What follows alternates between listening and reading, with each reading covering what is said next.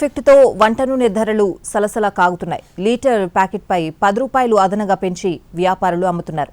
యుద్ధం కొనసాగితే వంట నూనె ధరలు మరింత పెరిగే అవకాశం ఉంది. ముఖ్యంగా హర్మూజ్ జలసంధిని ఇరాన్ మూసివేయడం వల్ల ధరలు పెరుగుతున్నాయని నిపుణులు చెబుతున్నారు. ఇప్పుడు నో కాస్ట్ కాఫ్ సిరప్ తో 60 రూపాయల విలువ గల ఇన్హేలర్ పూర్తిగా ఉచితం. దెబ్బకి దగ్గు జలుబు మాయం. ఉమ్మడి పశ్చిమ గోదావరి జిల్లా వ్యాప్తంగా రోజుకు 70 టన్నుల వంట నూనె వినియోగం అవుతుంది. వంట నూనెలో 60% బయట నుంచి దిగుమతవుతుంది. వార్ ఎఫెక్ట్తో గత 2 రోజులుగా పెద్ద పెద్ద మాల్స్లో కూడా ఆయిల్ ప్యాకెట్లు లేవు. కొరత సృష్టించి బ్లాక్ చేసినట్లు ఆరోపణలు వస్తున్నాయి. 2 వారాల కిందట ధరలతో పోల్చుకుంటే ప్యాకెట్కు 10 రూపాయల కంటే అదనంగా పెంచి అమ్ముతున్నారు. ఇక 15 లీటర్ల ఉండే ఫ్రీడమ్ ఆయిల్ డబ్బా గతంలో 2450 రూపాయలు ఉంటే ఇప్పుడు 2600 రూపాయలకు అమ్మకాలు సాగిస్తున్నారు. యుద్ధం కొనసాగితే నూనె ధరలు మరింత పెరిగే అవకాశం ఉందని వ్యాపారులు చెబుతున్నారు. రష్యా ఉక్రెయిన్ యుద్ధంలో భారీగా రేట్లు మార్పులు జరిగాయి. అంటే ఒకే రోజు 10 రూపాయలు పెరగదండి.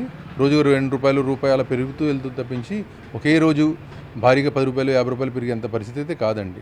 నిల్వలో ఉన్న సరుకు బట్టి వాళ్ళకి డిమాండ్ బట్టి రూపాయి 10 రూపాయలు పెరుగు తప్పించి భారీగా మార్పులు అనేది ఇప్పుడు కూడా ఇలాంటి సందర్భాల్లోనే జరుగుతుంటాయి. ఇదే కారణంగా ఈ యుద్ధం ఇలాగ కొనసాగి ఇంకా పరిస్థితి ఉధృతం అయితే కనుక మాత్రం మళ్ళీ ఇంకొక 5 రూపాయల దాకా పెరిగే అవకాశం ఉంటుందని మా అంచనా అండి. యుద్ధం ప్రభావంతో పూర్తిగా జల రవాణా నిలిచిపోయింది.